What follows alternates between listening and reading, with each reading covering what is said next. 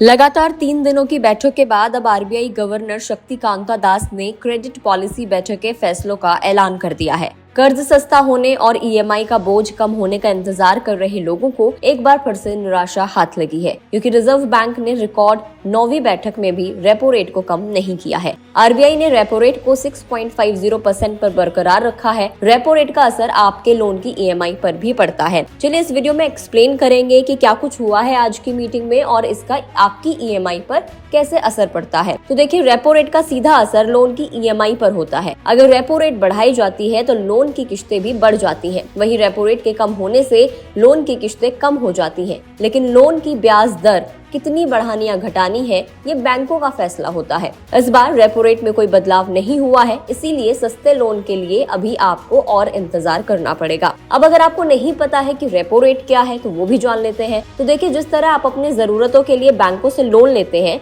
उसी तरह बैंक भी अपनी जरूरतों के लिए रिजर्व बैंक से लोन लेते हैं। भारतीय रिजर्व बैंक जिस ब्याज दर पर बैंकों को लोन देता है उसे रेपो रेट कहा जाता है। आरबीआई जब रेपो रेट को कम करता है तब ज्यादातर बैंक भी लोन सस्ता कर देते हैं।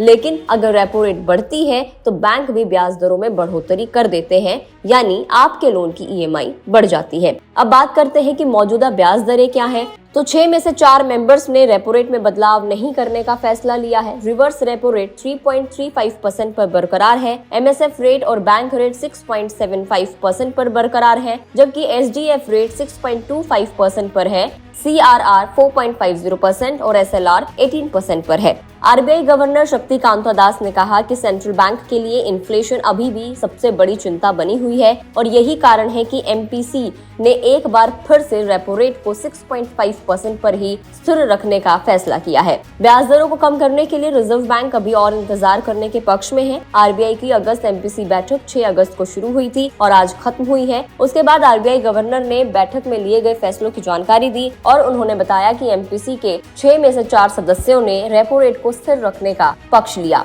एमपीसी की अगली बैठक अक्टूबर महीने में होगी। रिजर्व बैंक की मॉनेटरी पॉलिसी कमेटी ने रेपो रेट में आखिरी बार पिछले साल फरवरी में बदलाव किया था, यानी 1.5 साल से रेपो रेट में कोई भी बदलाव नहीं किया गया है। फरवरी 2023 में हुई एमपीसी की बैठक में आरबीआई ने रेपो रेट को बढ़ाकर 6.5% कर दिया था। आपको ये भी बता दें कि रिजर्व बैंक के फाइनेंशियल ईयर 24-25 का फुल बजट पेश होने के बाद पहली मीटिंग थी। फाइनेंस मिनिस्टर निर्मला सीतारमण ने पिछले महीने 23 जुलाई को फुल बजट पेश किया था और ये करंट फाइनेंशियल ईयर में रिजर्व बैंक की शक्तिशाली मौद्रिक नीति समिति की तीसरी बैठक थी। 6 सदस्यों वाली एमपीसी की मीटिंग में ही रेपो रेट पर फैसला लिया जाता है। रिजर्व बैंक देश में रिटेल इन्फ्लेशन के रेट को 4% से नीचे लाना चाहता है। रिटेल इन्फ्लेशन का रेट मई महीने में कम होकर 5% से नीचे आ गई थी और 4.75% के साथ साल भर में सबसे कम हो गई थी। हालांकि खाने पीने की चीजों की महंगाई, खासकर सब्जियों और दाल के भाव में तेजी आने से जून में इन्फ्लेशन रेट एक बार फिर से 5% के पार निकल गई है और 4 महीनों के